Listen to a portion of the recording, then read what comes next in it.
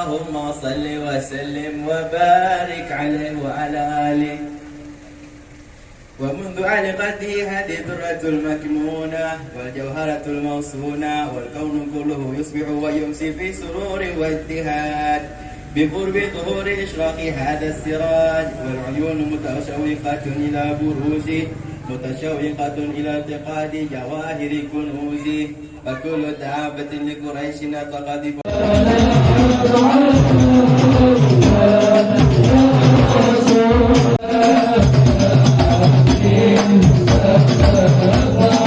إلى السلوك السبيل السعادة التي هي الإيمان والإبادة ومحو كل رسم وعادة.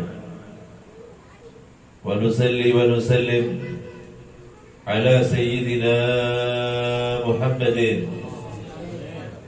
سيد أهل السيادة وعلى آله وأصحابه السادات القادة. أما بعد. Hadirin, hadirat, ikhwan akhwat yang dimuliakan oleh Allah, segenap para alim ulama, para masyayikh, para asatid, wabil khusus sahibul hajah, semoga Allah subhanahu wa ta'ala panjangkan umur beliau. Semoga Allah makmurkan rumah beliau dengan kecintaan kepada baginda Rasul sallallahu alaihi wa alihi wasallam. Allah berikan kesehatan dan Allah buat kebahagiaan di dalam rumah tangganya. Amin Allahumma amin. Hadirin hadirat ikhwan akhwat yang dimuliakan oleh Allah, alhamdulillah atas segala pemberian Allah subhanahu wa ta'ala. Ketika Allah subhanahu wa ta'ala memudahkan kita untuk melakukan kebaikan, maka datangnya dari Allah. Ketika Allah subhanahu wa ta'ala mudahkan kita di dalam melakukan ibadah, datangnya dari Allah. Ketika Allah subhanahu wa ta'ala gerakkan kaki kita untuk datang ke tempat-tempat yang baik, segala sesuatunya dari Allah subhanahu wa ta'ala. Wajiblah kita bersyukur kehadirat Allah subhanahu wa ta'ala. Ketika Allah berikan kesempatan kepada kita untuk menyebut namanya yang suci, nama Allah yang mulia, dengan lisan kita yang penuh dengan dosa, maka sesungguhnya Allah menginginkan kebaikan kepada kita. Ketika Allah subhanahu wa ta'ala mudahkan lisan kita untuk bersalawat kepada baginda Rasul sallallahu alaihi wasallam, Allah menginginkan agar kita menyebut nama kekasihnya. Allah menginginkan kita agar kemudian berbicara tentang keindahan akhlak, budi pekerti dan ibadah baginda Rasul sallallahu alaihi wa alihi wasallam. Maka ini adalah nikmat yang luar biasa yang Allah berikan kepada kita semua. Alhamdulillah, tsumma alhamdulillah. Salawat dan salam atas baginda Rasul sallallahu alaihi wa alihi wasallam, kepada para sahabat, juga keluarga, tabi'in, tabi'in wa alaina ma'ahum wa fihim birahmatika ya arhamar rahimin. Amin. Hadirin hadirat ikhwan akhwat yang dimuliakan oleh Allah, pengetahuan kita yang bersumber dari baginda Rasul sallallahu alaihi wa alihi wasallam itu kita dapatkan dari dua jalan. Yang pertama, yakni sahabat-sahabat baginda Rasulullah yang kemudian menyampaikan kepada kita segala sesuatu apa yang pernah disampaikan dan diterima oleh para sahabat baginda Rasul sallallahu alaihi wasallam. Kemudian pintu pengetahuan kita yang kedua berasal dari keluarga baginda Rasul sallallahu alaihi wasallam. Keduanya tak bisa dipisahkan. Keduanya adalah mata rantai yang menyambungkan kita kepada baginda Rasul sallallahu alaihi wasallam. Jika kau buang salah satunya, maka banyaklah riwayat, banyaklah keilmuan, banyaklah pengetahuan yang akan terputus dari baginda Rasul kepada kita, sehingganya tak sampailah maklumat kepada kita, tak sampailah keilmuan kepada kita. Jika kita tinggalkan keluarga, demikian juga. Sehingganya keduanya adalah pintu gerbang pengetahuan yang bersumber dari baginda Rasul yang berasal dari Allah Subhanahu wa ta'ala. Coba kita bayangkan, seandainya kita membuang riwayat dari keluarga baginda Rasul sallallahu alaihi wasallam. Kita tahu benar di antara keluarga baginda Rasul semisal Sayyidatuna Aisyah binti Abi Bakr adalah salah seorang istri dari baginda Rasul sallallahu alaihi wasallam. Jika kita buang riwayatnya, maka akan banyak sunnah-sunnah yang kita lupakan di dalam kehidupan rumah tangga baginda Rasul sallallahu alaihi wasallam. Itu sebab riwayat dari Sayyidah Aisyah yang banyak kita dengar paling banyak adalah tentang hubungan rumah tangga antara baginda Rasul dengan Sayyidah Aisyah dan istri-istri baginda Rasul sallallahu alaihi wasallam yang lain. Mustahil rasanya kita membuang riwayat dari keluarga baginda Rasul. Sedemikian juga mustahil rasanya kita membuang riwayat yang berasal dari para sahabat yang di dalam riwayat mereka berjumlah 124.000 orang yang meriwayatkan dari baginda Rasul kurang lebih 8.000-an orang. Jika kita putus dari riwayat sahabat, berapa banyak riwayat yang akan kita buang? Berapa riwayat yang kemudian kita nafikan? Berapa banyak kemudian pengetahuan yang tidak akan pernah sampai kepada kita? Itu sebab berasal dari mereka lah keilmuan kita, sehingganya di antaranya kita mengadakan acara di malam ini disandarkan kepada dua riwayat penting di dalam Islam, bahwa apa yang kita lakukan pada saat ini berasal dari baginda Rasul sallallahu alaihi wasallam. Mengenal seorang yang di dalam hidupnya menghidupkan sunnah baginda Rasul sallallahu alaihi wasallam. Mengenal seorang yang memiliki kemuliaan di dalam keilmuan, yang ilmunya bersandarkan kepada baginda Rasul. Selain nasabnya bersandar kepada baginda Rasul, keilmuannya pun disandarkan kepada baginda Rasul sallallahu alaihi wasallam. Jika disebutkan tentang Al-Ustadzul A'zam Al-Faqih Al-Muqaddam Muhammad bin Ali Ba'alawi, maka ia adalah keturunan baginda Rasul sallallahu alaihi wasallam secara dzatiyah. Secara jasadnya ia berasal dari baginda Rasul sallallahu alaihi wasallam. Dalam riwayat banyak diceritakan tentang nasab beliau.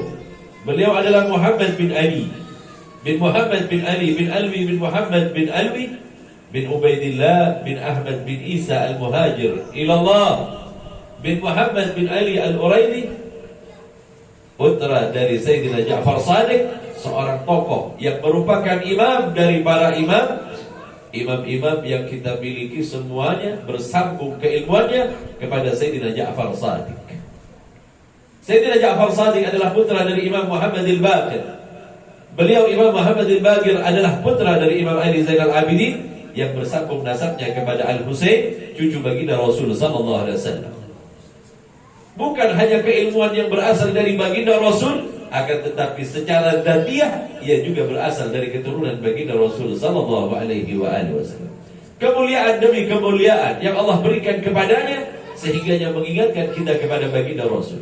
Keilmuan yang ia miliki, ia ambil dari kakeknya dan dari guru-gurunya, yang semuanya bersumber keilmuannya dari sahabat dan bersumber keilmuannya dari keluarga baginda Rasul sallallahu alaihi wasallam. Kalau kita lihat Al-Ustadzul A'zam Al-Faqih Al-Muqaddam, beliau itu punya seorang guru yang berasal dari negeri Hadramut, namanya Ba Ubaid. Ba Ubaid ini adalah guru bagi Al-Faqih Al-Muqaddam. Sedangkan Ba Ubaid keilmuannya diakui oleh Imamul Haramain di zamannya, seorang imam besar yang memiliki pengetahuan yang luar biasa. Mereka pernah berkumpul untuk menyelesaikan sebuah permasalahan dan tak ada yang mampu menjawab di antara mereka kecuali Ba Ubaid, guru dari Al-Faqih Al-Muqaddam Muhammad bin Ali Ba'alawi. Konon Ba Ubaid, jika ia hendak mengajar kepada murid-muridnya, tidaklah ia membuka majelisnya, tidaklah ia mengajar kecuali telah duduk Al-Faqih Al-Muqaddam. Jika belum datang, beliau tidak memulainya sebagai bentuk penghormatan kepada muridnya yang kemudian memiliki keutamaan nasab dan juga memiliki keutamaan ilmu yang luar biasa darinya. Hadirin hadirat yang dimuliakan oleh Allah, ini lazim bagi orang yang kita yakini adalah orang yang terdekat kepada Allah. Kita nggak mungkin percaya kepada seseorang ketika orang tadi tidak memiliki keilmuan. Sehingganya semisal Imam Al-Haytami, Ibnu Hajar Al-Haytami, di dalam kitabnya Fatawa Al-Hadithiyah, beliau pernah menyebutkan, "Man takhadallahu waliyan jahilan." Allah tidak akan mengambil seorang wali, itu orang yang bodoh. Nggak mungkin. Law ittakhadahu la'allamah. Jika Allah ambil, Allah didik dia. Allah berikan keilmuan, Allah tuangkan kepadanya, sehingga identiknya para wali adalah dengan keilmuan yang berasal dari baginda Rasul sallallahu alaihi wasallam. Jangan kemudian orang yang tak memiliki dasar di dalam syariah kita katakan sebagai seorang wali. Berapa banyak perkataan ulama bahwa aulia walaupun mereka tak mampu untuk membaca, namun Allah tuangkan pengetahuan tanpa harus belajar, dan itu merupakan kehendak Allah, keinginan Allah yang tidak bisa digugat oleh makhluk yang manapun juga.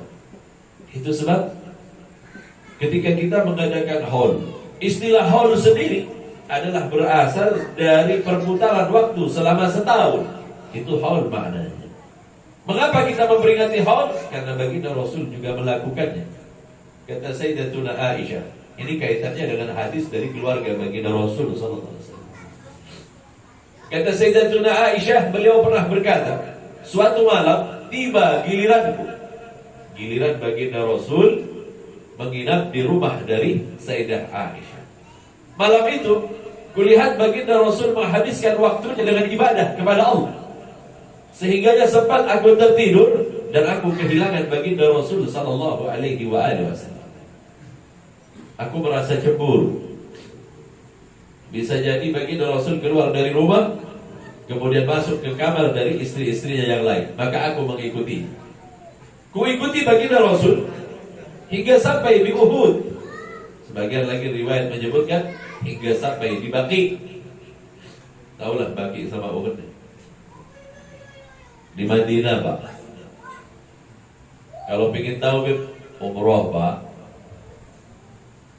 Gimana caranya, Bib? Berdoa kepada Allah agar Allah mudahkan kita untuk dapat membuktikan kebenaran bahwa sahabat baginda Rasul dan keluarganya itu ada. Semoga Allah Subhanahu wa taala mudahkan kita semua untuk melakukan perjalanan dan membuktikan kecintaan kita kepada baginda Rasul sallallahu alaihi wasallam. Kuikuti baginda Rasul hingga sampai di Uhud. Kulihat baginda Rasul kemudian berdiri dari jauh, memandang ke Uhud seolah-olah memandang kepada pamannya, yakni Sayyidina Hamzah bin Abi Thalib, yang meninggal dan dikubur di tempat itu. Saat itu adalah awal-awal dari Ramadan, hendak masuk ke dalam bulan Ramadan, dan itu adalah pada bulan Sya'ban. Sehingga biasanya menjadi tradisi kita, kalau sudah Sya'ban tiba, biasanya kita datang berziarah kepada orang tua kita. Itu dari baginda Rasul. Dari baginda Rasul berdasarkan cerita Sayyidatuna Aisyah, baginda Rasul biasa mendatangi kuburan Uhud pada bulan Sya'ban dan mendatangi Baqi pada bulan Sya'ban. Perputaran setahun yang dilakukan oleh baginda Rasul ini adalah disebut sebagai hauliyah, mengingat tentang orang-orang yang pernah berjasa di dalam hidup baginda Rasul sallallahu alaihi wasallam. Ini terjadi ketika aku mengendap-endap mengikuti baginda Rasul yang menuju kepada Uhud. Baginda Rasul mengetahui bahwa aku mengikutinya. Maka baginda Rasul berkata, keluarlah wahai Aisyah. Maka aku keluar dan aku berziarah bersama baginda Rasul sallallahu alaihi wasallam. Ini pentingnya kita nggak membuat riwayat dari keluarga baginda Rasul. Kalau kita buat, kita akan kehilangan banyak keilmuan dan sunnah yang berasal dari baginda Rasul sallallahu alaihi wasallam. Jadi mendatangi setahun sekali, mengingat setahun sekali adalah sunnah. Sunnah yang dilakukan oleh baginda Rasul. Yang kita ingat siapa? Orang yang memiliki jasa besar di dalam hidup kita. Bukankah semisal Al-Faqih Al-Mugaddam, atau orang-orang yang memiliki jasa besar di dalam hidup kita, guru kita, orang tua kita, ini boleh saja dikenal sebagaimana pernah dilakukan oleh baginda Rasul sallallahu alaihi wasallam. Menghidupkan sunnah baginda Rasul, membuktikan kecintaan kita untuk mengikuti jejak langkah baginda Rasul sallallahu alaihi wasallam. Itu sebab hauliyah atau haul yang putarannya setahun adalah merupakan bagian dari ajaran baginda Rasul sallallahu alaihi wasallam. Sehingganya kita menghidupkan ajaran baginda Rasul. Man ahya sunnati, kata baginda Rasul. Siapa yang menghidupkan sunnahku, faqad ahabbani. Sungguh ia telah mencintaiku. Jika ia mencintaiku, faman ahabbani kana ma'i fil jannah.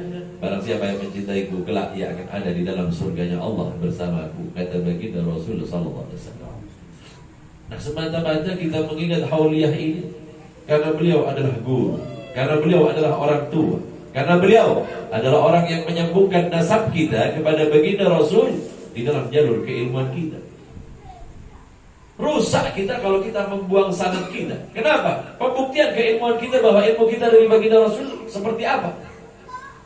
Kita bisa memahami Al-Quran, Habib, sebagaimana kita mampu membacanya dan menyelesaikannya dengan akal kita. Demi Allah, kalian tidak akan pernah memahami Al-Quran jika kalian tidak mempelajarinya dari para sahabat dan keluarga baginda Rasul sallallahu alaihi wasallam. Apa maknanya? Apa maksudnya? Apa sebab turunnya? Apa sebab kemudian baginda Rasul berkata, kalian tidak akan mampu mengetahuinya kecuali sahabat kemudian bercerita kepada kita.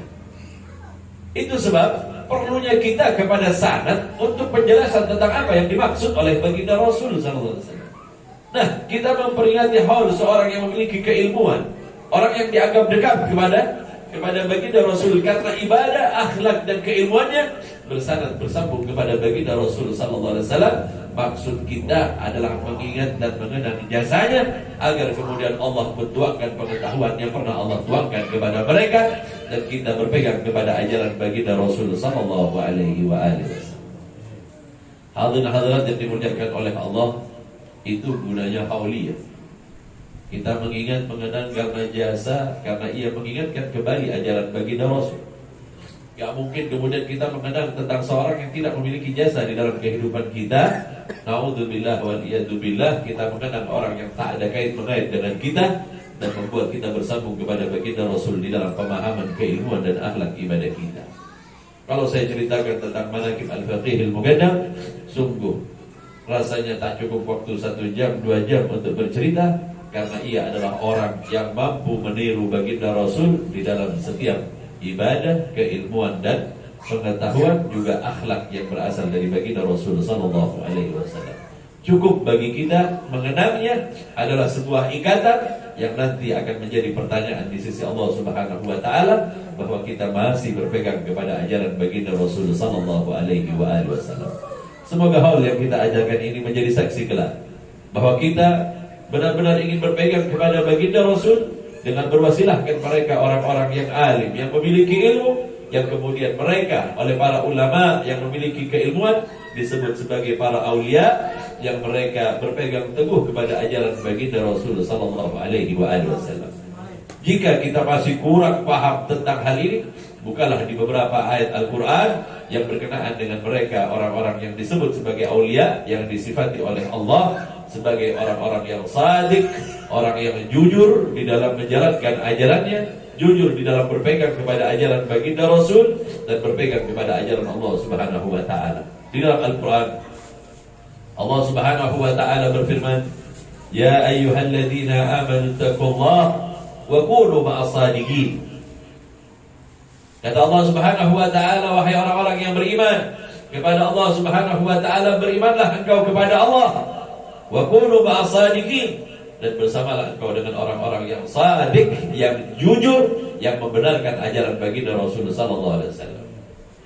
Sehingga Al-Imam Muhammad al-Baqir pernah beliau berkata, orang yang pertama kali membenarkan tentang peristiwa yang terjadi kepada baginda Rasul, yang terjadi di luar kemampuan akal untuk mencernanya, adalah Sayyidina Abu Bakar As-Siddiq. Sehingga dia dijuluki dengan As-Siddiq, satu-satunya orang yang percaya kepada baginda Rasul saat terjadinya peristiwa Isra dan Mi'raj yang tak mampu diakalkan, tak mampu dimasukkan ke dalam akal. Sehingga As-Siddiq adalah gelaran yang diberikan oleh baginda Rasul kepadanya. Kata Sayyidina Muhammad al-Baqir, beliau berkata, persyaratan seorang aulia, ia harus percaya sebagaimana percayanya Sayyidina Abu Bakar Siddiq kepada apa yang pernah terjadi kepada baginda Rasul sallallahu alaihi wasallam. panjang lebar tentang aulia yang tak mungkin dibahas dalam waktu yang singkat. Semoga yang sedikit ini menjadi awal dari pijakan kita untuk kemudian mengenal tentang siapa mereka para aulia. Mereka adalah orang-orang yang masih berpegang kepada ajaran baginda Rasul, dan kemudian mereka ajarkan kepada orang setelahnya hingga sampai kepada kita. Jasa mereka adalah jasa yang tak mungkin kita balas, karena ia menyambungkan kita kepada baginda Rasul sallallahu alaihi wasallam.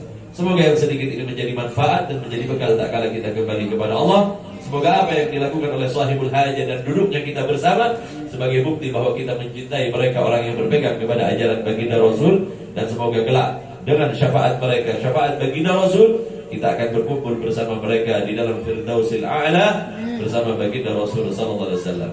Hadirin-hadirat yang dimuliakan oleh Allah, sekedar yang bisa saya sampaikan. Kurang lebihnya mohon maaf yang sebesar-besarnya. Wabillahi taufiq wal hidayah wal ridha wal hidayah. Wassalamualaikum warahmatullahi wabarakatuh.